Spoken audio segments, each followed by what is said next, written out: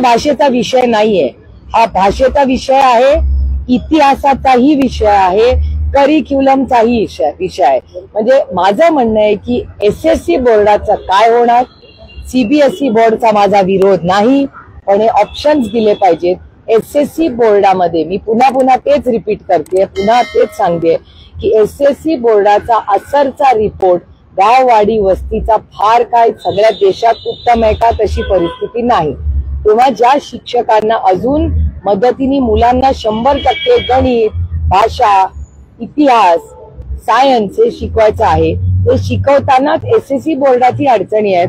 तुम्ही एक मोठा शिफ्ट, एक बोर्डाचा शिफ्ट करताय आणि जेव्हा बोर्ड शिफ्ट होतं, इतिहास हा बदलणार आहे, भाषेमध्ये बदल होणार आहेत।